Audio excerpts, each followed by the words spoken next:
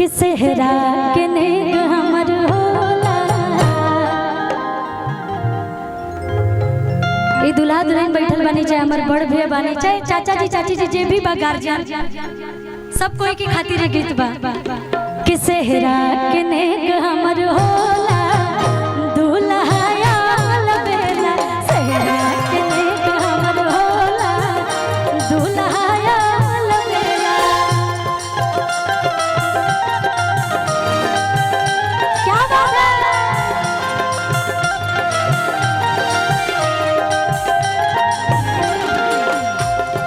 दिव्या जी कहाँ हैं? मैं चाहूंगी आप आइए। पहली बार मौका मिला है हम लोगों का ऐसा कि हम लोग मंच पे परफॉर्मेंस कर रहे हैं एक साथ और सच में बड़ी प्यारी लग रही हैं आप। ब्लैक ब्लैक मेरा फेवरेट कलर है और सच में बहुत प्यारी लग रही है। सेहरा के नेग हमर होला दुल्हा आल बेला। सेहरा के नेग हमर होला दुल्हा आल बेला।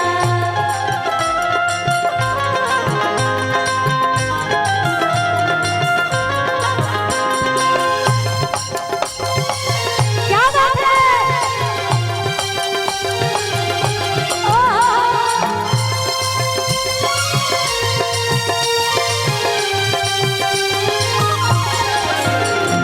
सेहरा के नेग हमर होला दुल्हा आल बेला।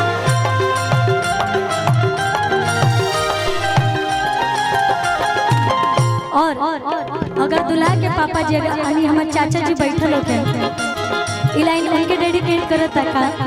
दुल्हा के पापा जी कहाँ बैठल बने। दुल्हा के पापा जी कहाँ बैठल बने।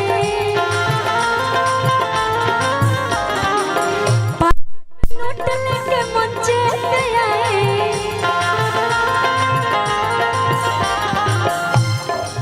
अच्छा आप तो भैया है ना भैया छोटे भाई है ना तो भैया है ना तो भैया जब नोट लेके आए तो भैया के लिए बोलेंगे ना। दुल्हा के भैया जी कहाँ बैठल बने। पॉकेट में नोट लेके महफिल में आए। काहे के सेहरा के सेहरा के नेग हमर होला दुल्हा आल बेला। सेहरा के नेग हमर होला दुल्हा आल बेला। तुझे मालूम नहीं ओ मेरी सेहर सभी तुझे तुझ पे कुर्बान मेरी जान तुझ पे कुर्बान मेरी जान।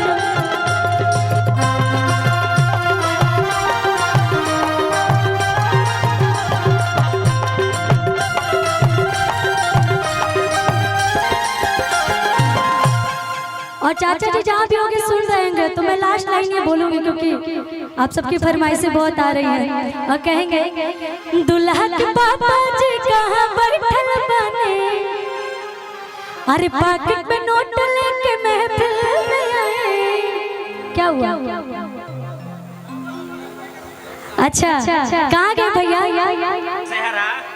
जो ए भैया भैया सुनिए ना ये हमारे म्यूजिशियन भैया लोग हैं ना इन लोग के ताल में आवाज ही नहीं आ रहा है। जब तक आप इन लोग का नहीं सेवा करेंगे तब तक इन लोग के ताल में आवाज ही नहीं आएगा। देख रहे मैं गा के रुक गई हूँ।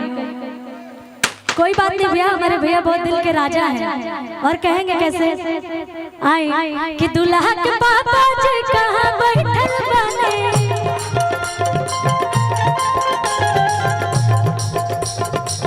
पॉकेट में नोट लेके मंचे पे आए।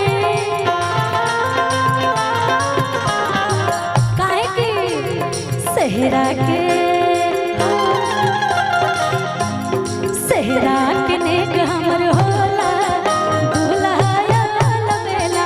सेहरा के नेग हमर होला दुल्हा आल बेला। सेहरा के नेग हमर होला दुल्हा आल बेला।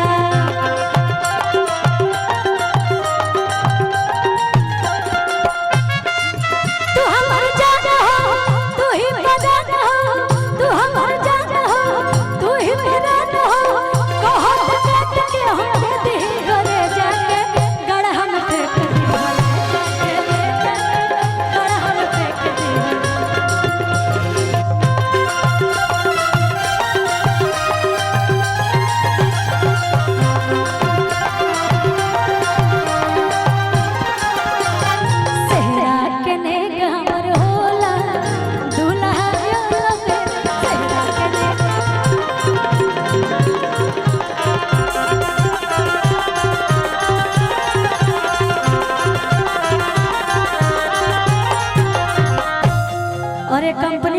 और म्यूजिक डायरेक्टर जी की तरफ से बहुत सारा प्यारा आशीर्वाद मिल रहा है। बहुत बहुत धन्यवाद।